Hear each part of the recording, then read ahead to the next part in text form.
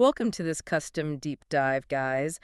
Today we're looking at your notes from a presentation titled TD0033 Technical Discussions. Right, and at first glance, it really just looks like a standard list of 5 corporate idioms. Yeah, exactly. But, if you look closer, this isn't a vocabulary lesson at all. It's actually a playbook for high EQ communication. That is the real takeaway here. I mean, these aren't just phrases, they're mechanisms for managing corporate psychology, basically. Wow, corporate psychology. So, how does that work in practice? Well, when you're dealing with high-stakes projects, the way you frame a change often dictates whether it actually survives the meeting room. Oh, I see. Take the new certification program mentioned in the presentation, the one designed for small independent contractors. Yeah, that's a perfect example. You can't just force a massive compliance update on a workforce without a hitch. Right, you have to sell the justification, and the notes use the phrase level the playing field to do exactly that. Yes, and the genius of that phrase is how it functions as like a psychological shield.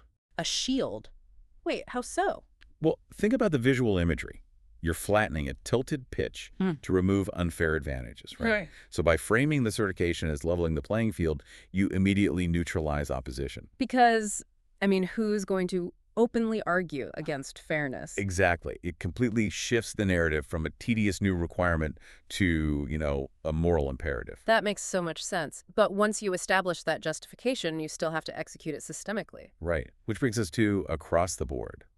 The notes apply this to equipment upgrades that drive efficiency in every single department. I always pictured like a literal board. You're spot on, actually. Yeah. The origin comes from covering all items on a notice board to indicate, universal consistency. Oh, wow.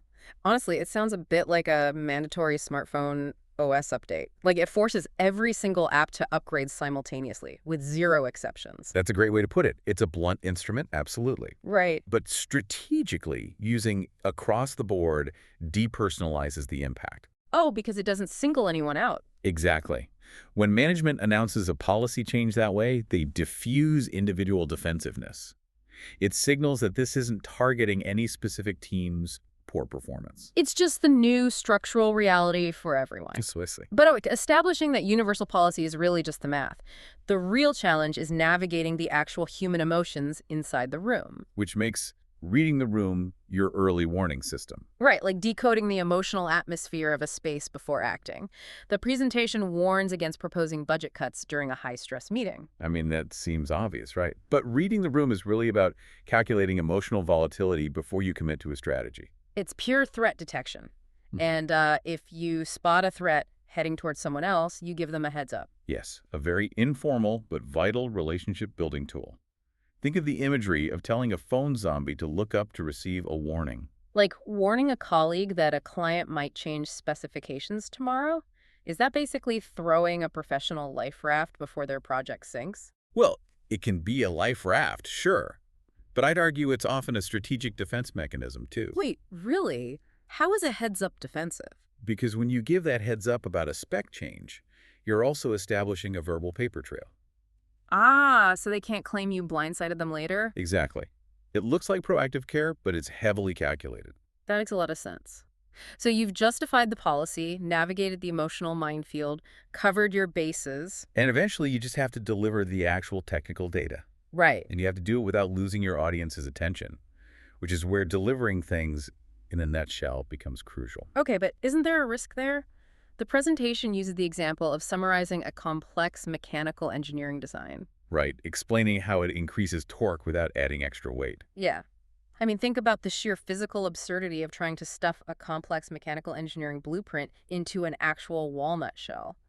Don't you lose critical nuance? You do lose nuance, sure, Yeah. but you gain authority. In a high-level technical discussion, executives don't want the raw data.